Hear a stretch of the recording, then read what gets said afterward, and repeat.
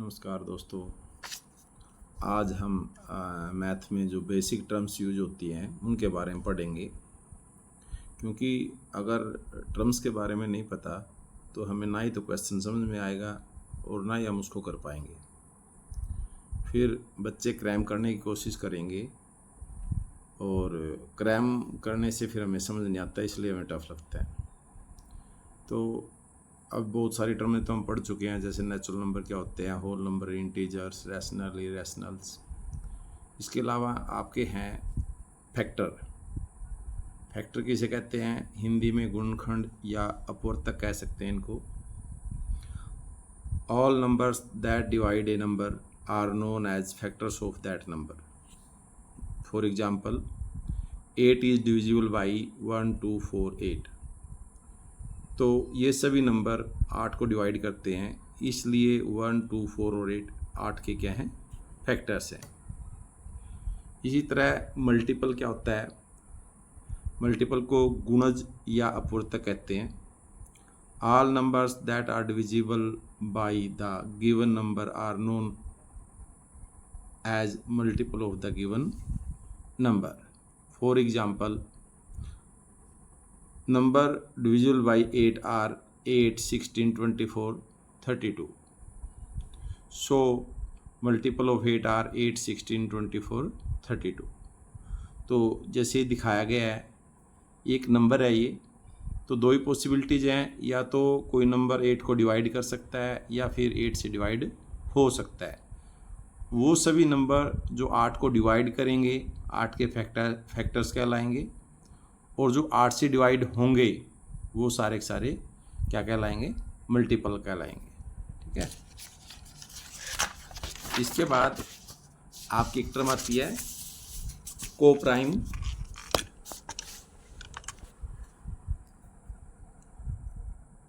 Coprime numbers, Hindi बोलते हैं सह अभाज्य संख्याएं। सह मीन आपस में, अभाज्य जो एक दूसरे से भाग ना हो। तो कोप्राइम नंबर्स क्या होते हैं? ये हमेशा पेयर में एग्जिस्ट करते हैं, जैसे ए बी ये लिखा हुआ है पेयर में। तो these are coprime if these have only one common factor. Only one common factor, one mean एक, जिनमें केवल एक कॉमन हो। जैसे ये 4, 9 है, दीज आर कोप्राइम नंबर्स। क्यों? क्योंकि इनमें कोई भी एक दूसरे से को ना तो कोई भाग करती है, ना इनमें कुछ कॉमन है एक के अलावा। तो वो जो संख्या आपस में एक दूसरे को भाग न करें, वह किसी अन्य संख्या से भी भाग ना हो, ऐसी संख्याओं को हम क्या बोलते हैं? कोप्राइम नंबर्स या सह अभाज्य संख्याएं बोलते हैं। कुछ बेसिक फार्मूले हैं जिनका यूज होता है मैथ्स में, उनकी हमें नॉलेज होनी चाहिए। जैसे a+b होल स्क्वायर है, इसको अगर हम ओपन करें तो क्या होता है? a² + b² + 2ab, ये हमें पता हो। ऐसे ही a - b होल स्क्वायर है, ये क्या होता है? a² + b² - 2ab, इसके बारे में पता हो। बट कुछ फार्मूले ऐसे हैं जो इनसे ड्राइव होते हैं, जिनका जो मैक्सिमम टाइम कंपटीशन में आते हैं, बच्चों को नहीं पता होता।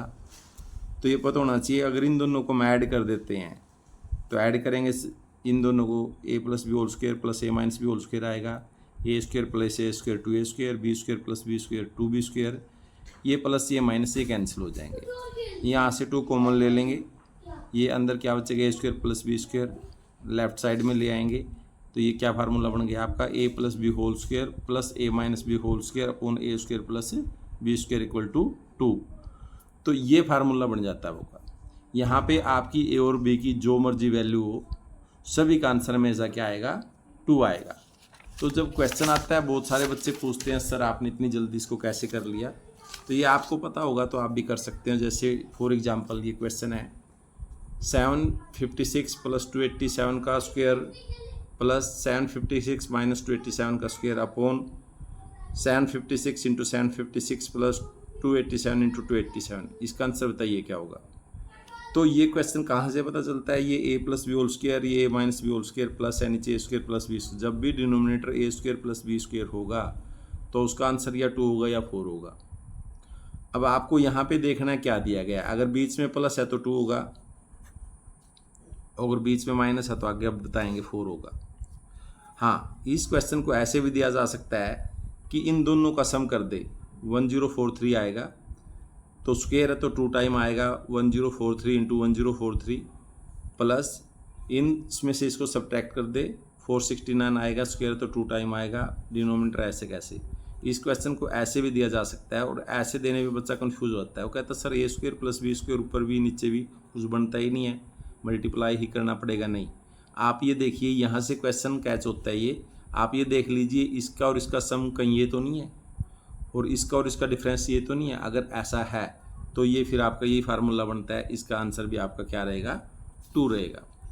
ऐसे ही यदि हम A plus B whole square में से A minus B whole square subtract कर देते हैं तो आपका ए स्क्वायर से ए स्क्वायर कैंसिल हो जाएगा, बी स्क्वायर से बी स्क्वायर कैंसिल हो जाएगा, तो 2ab प्लस 2ab 4ab हो जाएगा, ए बी लेफ्ट में ले आएंगे, आपका ये फार्मूला ड्राइव हो जाता है A plus B whole square minus A minus B whole square upon A B equal to 4। आपका जब भी क्वेश्चन आएगा इसका आंसर क्या आएगा, 4 आएगा।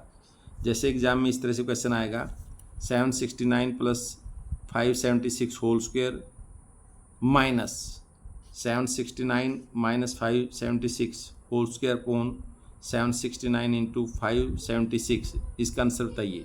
तो ये डिनोमिनेटर से कैच होता है, नीचे क्या ए बी है, तो जब भी नीचे ए बी होगा तो आंसर क्या आएगा, 4 आएगा, क्योंकि इसको ऐड करेंगे तो ऊपर 4ab आना, ए बी नीचे कैंसिल हो जाएगा, 4 आंसर बचेगा।